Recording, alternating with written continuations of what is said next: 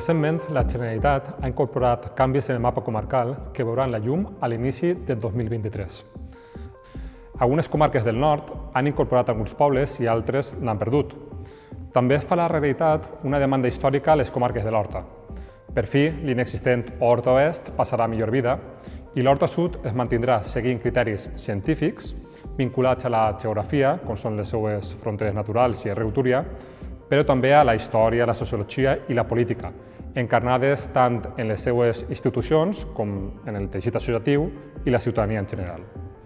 Però és molt probable que el coneixement sobre aquests canvis no siguin generalitzats i queden reduïts a projectes com el diari La Veu o la comarca científica, que som els que llancem este vídeo. De fet, ens arriscaríem a dir que fins i tot les comarques valencianes en si mateix són desconegudes per una gran part de la societat valenciana. Per això hem volgut eixir al carrer, en concret a Ribera Alta, i descobrir-ho per nosaltres mateixos. La primera és si sabríeu dir el nombre de províncies espanyoles que n'hi ha. No. El número. El número no ho sé, tampoc, no. Aproximadament? No sabemos. No sabeu. D'això nosaltres estem verds. Sabríeu nombrar-ne algunes? Hombre, pues Castelló, Valencia, Alacant. ¿Alguna de Andalucía? No vamos nosotros por ahí. Ay, ¿No? pues Lo Andalucía. único que sabemos es Caudete, que teníamos un chalet. Lo único. I si vos preguntara sobre els últims canvis que han hagut sobre les comarques valencianes, s'heu enterat? Pues no me veig molt la tele en això. No estem enterats d'aquestes coses. I si vos preguntara una última pregunta, ¿vale? per anar més aprofundint en el tema. Diríeu o sabríeu dir el nombre de comarques valencianes? Bueno, comarques estarà Alzira, està... Valencia. Silla. Està altra... Això són ciutats, eh? Jo dic comarques. Comarques sabríeu dir? Ah, comarca. La comarca del Xemesí? ¿Tú sabes? Ribera Baixa, Ribera Alta, no sé quantes més. Molt bé, molt bé. Bueno, la primera pregunta que volem fer-li és si sabria dir el nombre de províncies espanyoles que n'hi ha. La quantitat? Crec que, si la memòria no me falla, crec que eren 57 o 56. Molt propet. 50, Ceuta Melilla, 52. 52. Si li preguntara i li diguera que les nombrara, sabria dir-ne vàries? Sí, moltes. Començant per Galícia, La Coruña, Lugo, Orense, Pontevedra, León, Zamora, Valladolid, i ja Cantàbria, començant per Santander, Burgos, Logroño, Soria, Segovia, Ávila i Guadalajara. Després Andalucía, Huelva, Cádiz, Sevilla, Granada, Jaén, Córdoba, són 8. Ja no sé. Ara, recentment, van anar fent un canvi en el mapa comarcal valencià i per a gener de 2023 n'hi haurà uns xicotes canvis. No sé si sap conèixer això. No ho he sentit mai. I sabria dir el número de comarques valencianes? No, el número de comarques valencianes no les ha contat mai. No les ha contat mai. I sabria nombrar-ne algunes? Requena Utiel, on tenien que és el Comtat, l'Alforí. El Comtat és Alicant, l'Alforí crec que és València. Està la Ribera Alta, la Ribera Baixa. Correcte. I després el Maestrat, que és Castelló. Ribera Baixa, després està Requena Utiel. El Xàtiva, com es diu? La Costera. Costera. Sabria dir algunes. El Rincón de Ademús. Exacte. Després està Lídia i estos són, no me'n recordo. El Camp de Túria. Vale, la primera pregunta que vull fer-vos és sobre les províncies espanyoles. Si vos diguera que me diguereu el nombre, és a dir, el número de províncies espanyoles, quantes diríeu que n'hi ha? 56? Més o menys? 57. No. 52 comptant Ceuta i Melilla, vale? Però quasi l'heu clavat. Vale. Si vos preguntara per a què les nombrare, és a dir, per a que diguereu unes quantes vos tindrien al cap, de primeres? A veure, València, Castelló, Alacant, Tarragona, Girona, Comunitat de Madrid... Cáceres, Badajoz, Salamanca, Segovia, País Basc. Províncies, eh? Ah, províncies. Pontevedra, Vigo, Santiago... Comarques valencianes, quantes diríeu que n'hi ha? Uf, de comarques, Sí. ni idea, la veritat que ni idea. Un número aproximat, si diu a la piscina? I si vos diguera de nombrar-les, és l'últim exercici, si vos diguera que diguereu algunes que vos venen al cap? La comarca de l'Ebre. La comarca d'Ebre? Ara no se me'n... No me'n ve... La del Xemesí? La Ribera Alta, Ribera Baixa, Safor, Costera... El Vall d'Albaida, No, sí, lo que està en València, l'Horta. l'Horta. Sabríeu dir algunes de les capitals de comarca? Capitals de comarca, sí, mira, per exemple, de la Ribera Alta, Alzira. De la Ribera Baixa, crec... Quina és la de la Ribera Baixa? És Sueca, no. Cullera o Sueca. Cullera, crec que és. No, Sueca. Sueca. Sueca. De la Costera Xàtiva, de la Safor Gandia... Molt bé. Sí, va, digues. Vale, la primera pregunta és sobre les províncies espanyoles. Sí. Si te preguntaran el nombre de províncies espanyoles, quantes diries que n'hi ha? Al voltant de 51, 50, 51, 52. Perfecte. Si te preguntara sobre el nom d'elles, sabries nombrar-ne unes quantes? Sí, podria anomenar-te-les, si vols que comencem quantes, va. per dalt, pues mira, Sí. està Pontevedra, està Lugo, Orense, i està també la Corunya, Lugo, Orense i Pontevedra. Després passaríem per Astúries, que avui és una comunitat autònoma, passaríem per Cantàbria, que és una altra comunitat autònoma, passaríem pel País Basc, està Vitoria o està Àlava i també està Guipúscoa, i si seguim passarem a Aragó, tenim les tres províncies germanes nostres, que són Saragossa, Terol i Osca, i després estaria Catalunya, que són les quatre, Exacte. les cinc he dit totes. I ara la següent pregunta era sobre el tema de les comarques valencianes. Si te preguntara quantes comarques valencianes n'hi ha, me sabries dir més o menys el nombre? Si el nombre pot ser que te'n poguera dir moltes, però el nombre no el sé, el de número no el sé. Si te tiraves a la piscina, digueres tantes. Pues pot ser que foren unes 35 o Quantes? 35. Vale. Són 33, en realitat classe has clavat. Si hagués de nombrar-les, quantes comarques podries nombrar de nom? Pues mira, començaria per així, per les de la província, que no m'agrada l'expressió província, però de València pues, estan les dos Riberes, està la Safor, estan baix, que per a mi són com si foren nostres les dos Marines, està també l'Alcoià, està el Comtat, està l'Alacantí, està per així darrere també està el Vall d'Aiora. I ja l'última pregunta i acabem. Si hagués de dir les capitals de les comarques, podries nombrar-les quasi totes? Home, capitals de les comarques al final, pues mira, estaria, no t'ha dit abans la Costera, però seria Xàtiva, evidentment, que se m'olvida que és un indret important, o Gandia, o Sueca, o aquí així seria Alzira, Sí. o també podia ser Torrent, que suposa que serà la capital d'Ixa de l'Horta, o també podia ser la zona de les Marines, entenc que seria Dénia, suposa que seria Dénia, o més avall seria Benidorm, no, seria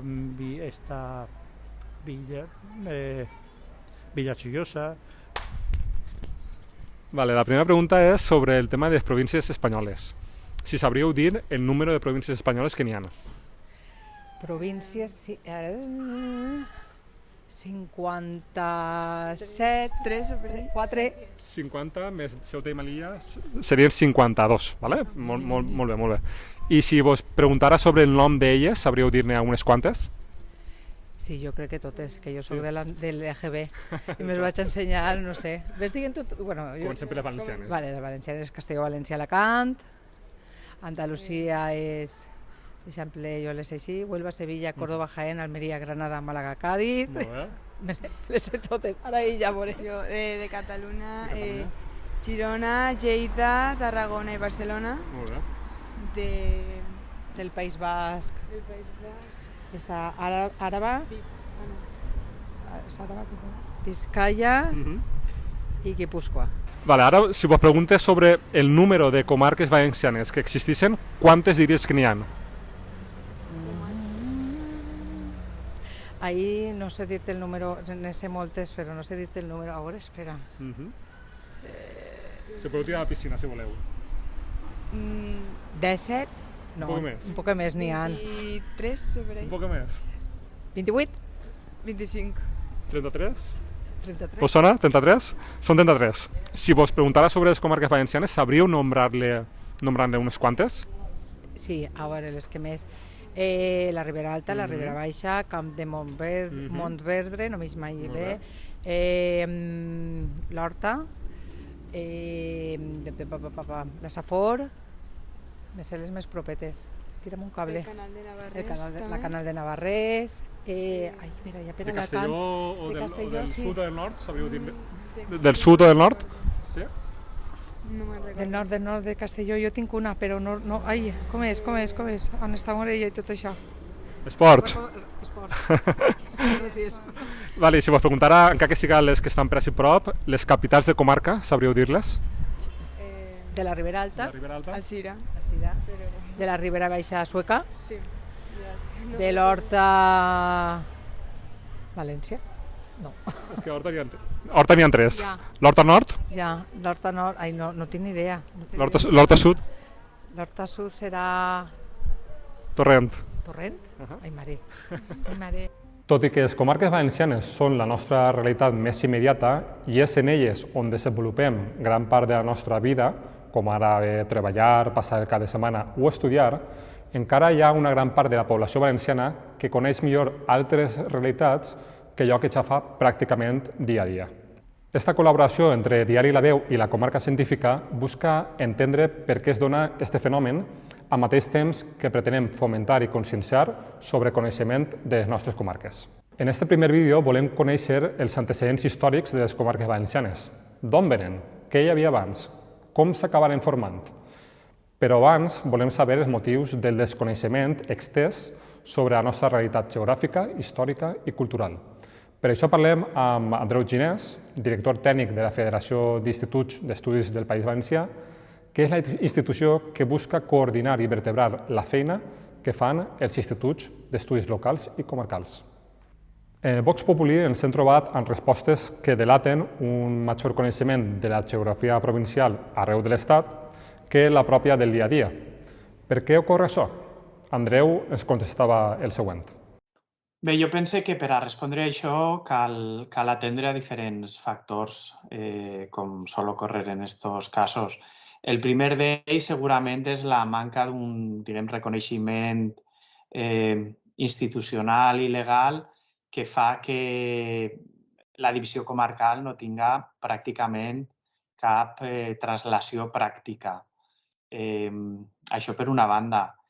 Després jo crec que també en tot el procés d'alguna manera de l'anomenada transició, gran part de l'esquerra o diguem de les forces progressistes van renunciar també a aquesta identificació comarcal que havia sigut d'alguna manera una de les puntes de llança del redreçament nacional que es va plantejar a les acaballes del franquisme. I per altra banda, també és evident que hi ha una despolitització general, una aculturització, si volem, dels habitants del País Valencià i una manca de referents, diguem, locals i de país, perquè al cap i a la fi els grans mitjans de comunicació, la cultura en general que es consumís, tenen com a referents el marc estatal i el marc provincial. Tot això fa que la identificació o el coneixement de les comarques siga molt escàs. També vull dir o vull afegir que és irregular en el sentit que sí que hi ha territoris o comarques on està molt viva aquesta identificació i, per tant, aquesta consciència comarcal, diguem, per al conjunt del país. Però és evident que cal molta feina encara per a donar a conèixer la realitat comarcal i per a que sigui també una realitat pràctica. Sembla que les comarques són elements importants per a la vertebració territorial. Preguntem pels motius i per què les províncies no són capaces d'aconseguir-ho en la mateixa mesura. Bé, jo crec que les comarques tenen una doble funció molt important. D'una banda, la comarca permet una identificació o una identitat que és més propera al ciutadà o a l'habitant del territori i que s'ajusta més al seu entorn, al cap i a la fi, realitats històriques, econòmiques i socials. Eixa és una primera funció de la comarca, però al mateix temps jo també pense que la comarca ens remet al conjunt. De fet, Joan Fuster mateixa, que va ser un dels grans impulsors de la comarcalització, ell deia que considerava el seu ideal com a eixe futur on la gent s'identificaria com a habitant d'una comarca i després com a habitant d'un territori més ample. Podria ser perfectament del País Valencià. La província, per contra, és una estructura que d'alguna manera homogenitza realitats que no són homogènies, que tendeix a la hipercentralització i que vincula el territori en funció d'una realitat superior, que seria l'Estat, i d'una metròpoli, que seria Madrid. Per tant, jo crec que la comarca té sentit a molts nivells. Com he dit, a un nivell de generar una estructura organitzativa que en un ideal seria administrativa més propera i, per tant, més democràtica, més propera al ciutadà, al valencià, a l'habitant del País Valencià, més democràtica, més ajustada a les seues necessitats i al mateix temps que ens remet a aquest conjunt. Ens pot servir també per a generar més autoestima i més identificació al conjunt. Com a exemple o com a, no sé si demostració de que això és així, nosaltres des de la federació tenim la impressió que precisament aquests territoris del País Valencià, per exemple, més afectats per el despoblament, que és un dels grans problemes que tenim en el nostre país, tendeixen a buscar aquest reforç de la identitat comarcal perquè els resulta útil per a plantejar les seues reivindicacions i generar una comunitat amb capacitat de lluita i de reivindicació. Crec que això un poc demostraria un poc la validesa de l'esquema comarcal com a una estructura útil per als habitants del territori. L'antropòleg Joan Francesc Mira parlava de l'actual divisió provincial i la seva contribució a destruir la consciència i les identitats col·lectives, en part també pel nom. L'aparició de valencians per una banda i de castellonencs i alacantins per altra podria dificultar una identitat de conjunt. Què caldria contestar-li als que diuen que amb una divisió comarcal passaria el mateix? Andreu també té resposta per a aquesta pregunta. Bé, com he dit abans, jo crec que la identitat comarcal d'entrada està plantejada en uns paràmetres que no tendixen a reforçar, les rivalitats un poc artificials que es van crear amb la creació de les províncies. Les realitats comarcals responen, per una banda, a unes realitats històriques que en moltes comarques han perviscut. El cas del Maestrat seria un cas molt evident, que existeix aquesta identitat o aquesta identificació amb una estructura, diguem-ne, comarcal, tot i que és més complex.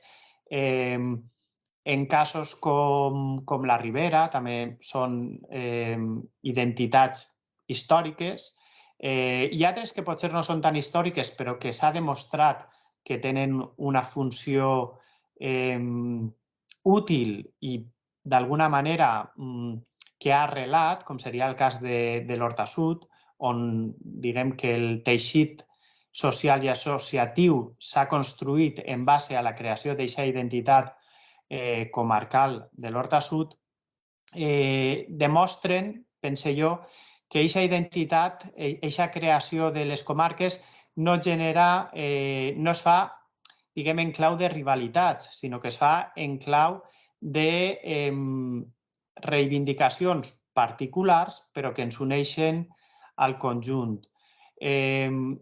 La rivalitat provincial possiblement s'alimenta per, diguem, unes necessitats de generar unes estructures centralitzades que tendeixen a imitar-se, en el sentit que cada província vol tindre el mateix que la província del costat.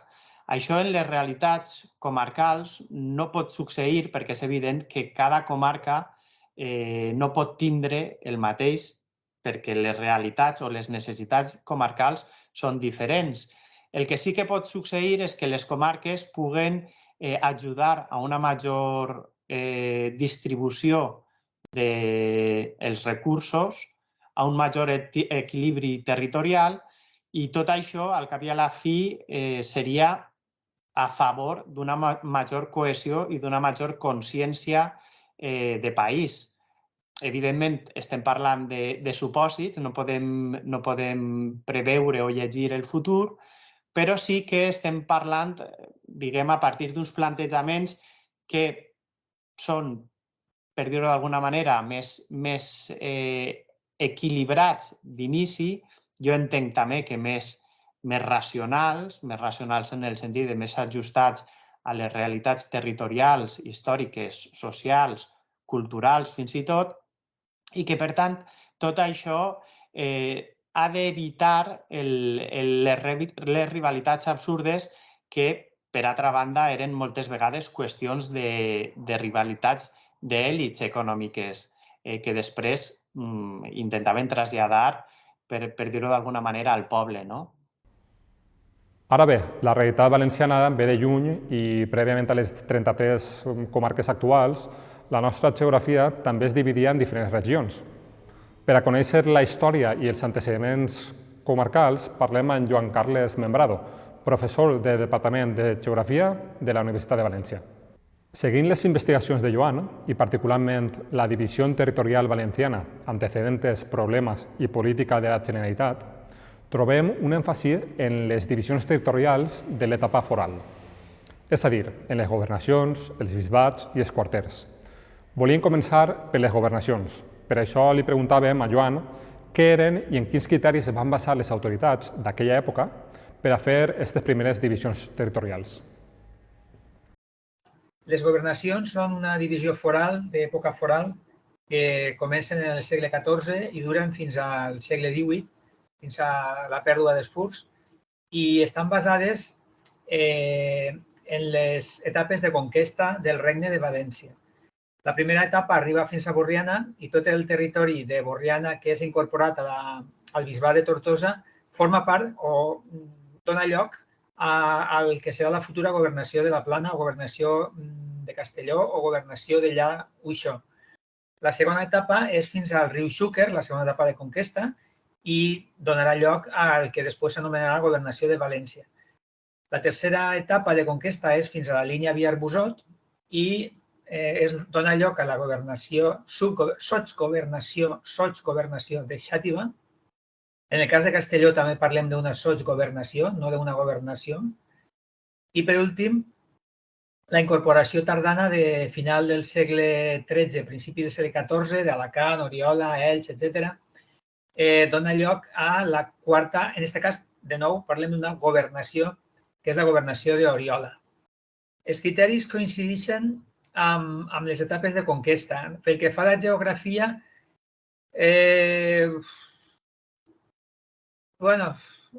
d'alguna manera pot ser, en el cas de la separació entre la governació de València i la sotsgovernació de València i i la del Xúquer, i la d'Ella Xúquer, la de Xàtiva, la marca és el riu, pràcticament el riu Xúquer. Una altra cosa és pensar que el riu és un límit geogràfic, perquè, clar, no estem parlant d'una serralada, estem parlant d'un riu. Normalment el riu connecta més que no separa. Però, bueno, ahir podríem parlar d'un criteri geogràfic. En el cas de la línia Biar-Busot, la veritat és que no respon a un criteri geogràfic, perquè la Foia de Castalla i la Marina Baixa són comarques que aboquen les aigües, en el cas de la Foia de Castalla, cap a Alacant, i en canvi formaven part de la governació de Xàtiva. I en el cas de la governació de la Plana, la Serra d'Espadà realment no és un límit, perquè al nord de la Serra d'Espadà també, al final, és més criteri històric que no geogràfic. O sigui que en aquest cas de les governacions la geografia és limitada.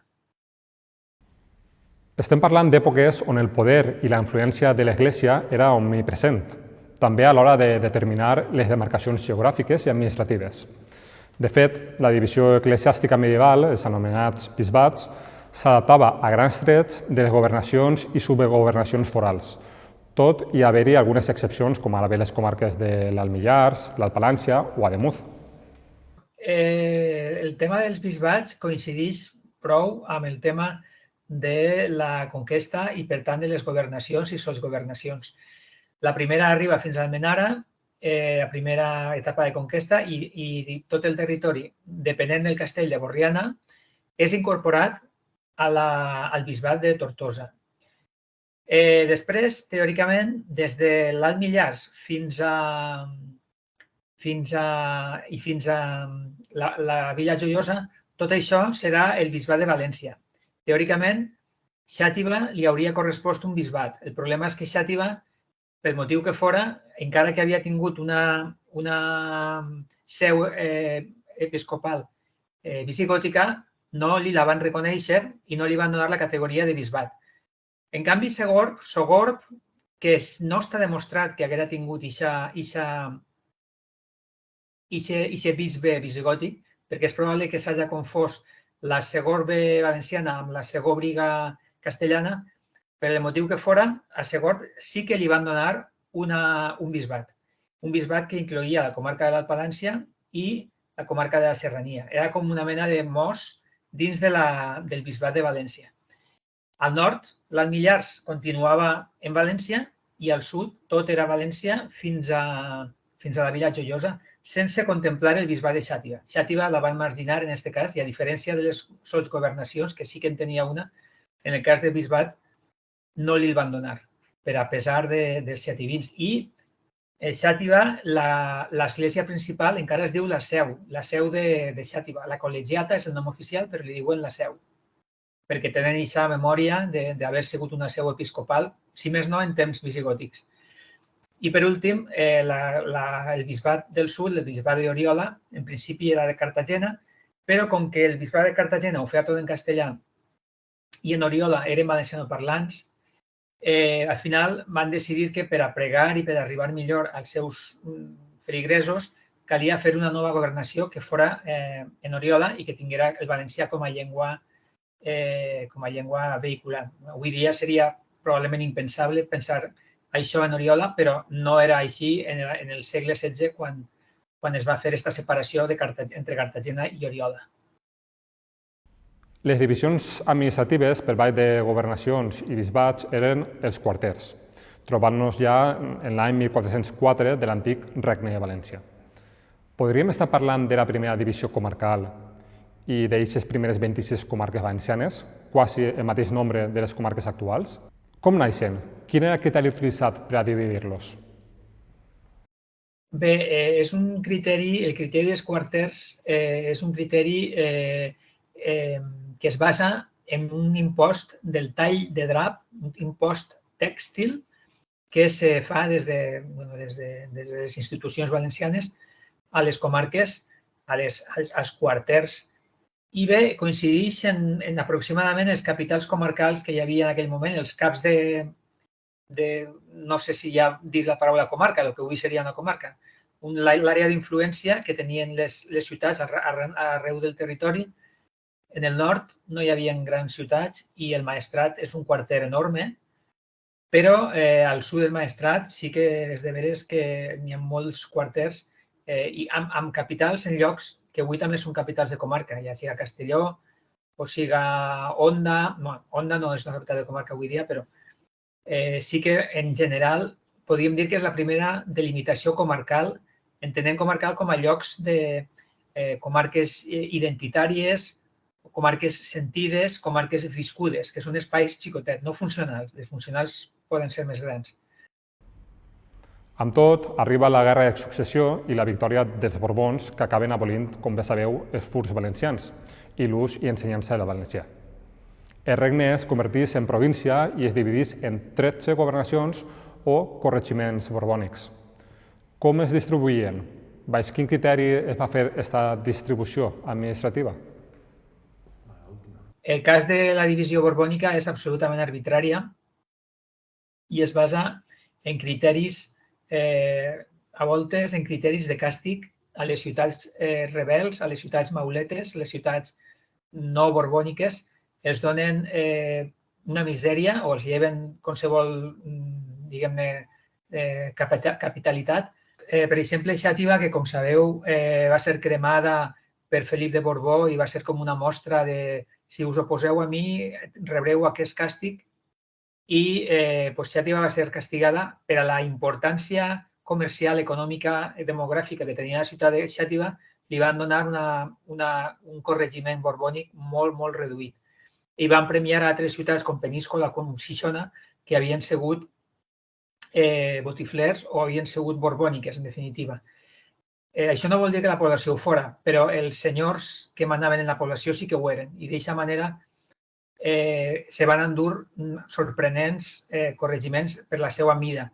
Morella se va endur un corregiment enorme que arribava fins a l'Alt Palància, igual que Peníscola se va endur un corregiment grandíssim, simplement per haver sigut fidels als Borbons. En època borbònica es produeixen fins a 3 divisions territorials diferents. La tercera d'estes, que es dona ja en 1833, és la primera que divideix el territori en 3 parts que passarien a ser les actuals 3 províncies valencianes. És així com arribem a l'actual distribució administrativa, que no ha incorporat cap modificació jurídica que contemple l'estructura geogràfica anterior basada en els 26 quarters històrics. Així ho explicava Joan Membrado. Sí, entre les divisions borbòniques i la divisió provincial de 1833 n'hi ha diversos canvis. En l'època de la invasió napoleònica, per exemple, es creen una sèrie de territoris amb noms propis dels departaments francesos, que si el Baix Xúquer, que si el Baix Segura, que si noms així imitant els departaments francesos. Això és molt curt perquè la invasió és relativament curta i dura poc de temps. I després ja comença l'estat liberal i se fa una primera intent de divisió provincial en 1822-1823, amb el trienni liberal, i respecta les governacions. Fa la província de Castelló, la província de València, la província de Xàtiva i la província d'Alacant, no d'Oriola. En aquest cas canvia la capital. Però després és suspesa de nou aquesta efímera divisió provincial i en 1833 se'n fa una altra. I en aquest cas, la província de Xàtiva la parteix, gran part se'n va a la de València i una part se'n va a la d'Alacant. I això crea les 3 províncies actuals, la província de Castelló, de València i d'Alacant. I és la divisió provincial la que ha perdurat fins als nostres dies. La gran diferència és que a partir de 1982 es crea oficialment la Comunitat Autònoma Valenciana per damunt d'aquestes 3 províncies que abans no existia. Existia un record vague, un record que el Regne de València havia sigut un territori unit, tots eren valencians. Hi havia, des de l'època de la República, de la Segona República, el nom del País Valencià per a unir a tot el territori, però oficialment no existia legalment un País Valencià o un Regne de València o una comunitat valenciana. I això passa a partir de 1982. però això es fa sense eliminar les províncies. I avui dia estem convivint la comunitat valenciana, el País Valencià, amb les 3 províncies. La divisió provincial no ha funcionat, ha funcionat bé per a debilitar, per a afeblir la identitat valenciana. El fet que hi hagi 3 províncies, de les quals una reba el nom de tot el territori, que és la província de València, fa que els de la província de Castelló i els de la província d'Alacant, sent tan valencians com els de la província central, se senten com que no ho són, perquè el nom moltes vegades fa la cosa. El fet que la província de Castelló siga Castelló i la de València siga una altra, ja crea reticències com dient, bueno, els valencians són aquells, nosaltres som castellonencs, i el mateix passa en la província d'Alacant. I en Alacant encara més perquè Alacant sí que té una entitat demogràfica més gran i està més apartat també, més lluny. Llavors això per a la identitat valenciana tradicional, la identitat medieval, la identitat del poble valencià, ha sigut nefast. En canvi, la comarca, les comarques, totes elles tenen un nom propi, cap d'elles identifiquen a tot el territori, no hi ha la comarca de València. De fet, n'hi ha el municipi de València, però la comarca és l'Horta, i les comarques sí que creen un sentiment de valencianitat, m'identifique amb el meu entorn immediat i després m'identifique amb tot el País Valencià i són beneficioses, en certa manera, per a la identitat valenciana. Arribats a aquest punt i coneixent ara l'origen històric de les comarques, què penseu que caldria fer perquè els valencians ho coneixeren? Per què dieu vosaltres que no s'ha promocionat ni fomentat suficientment el coneixement de la nostra geografia? Deixeu un comentari i comparteix el vídeo perquè pugui arribar a més gent. I si us ha agradat, subscriviu-vos al canal i estigueu alerta perquè llançarem una segona part on analitzarem les comarques valencianes en els anys 30 i també les noves propostes de comarcalització que aparegueren en el tardofranquisme. Fins pronte!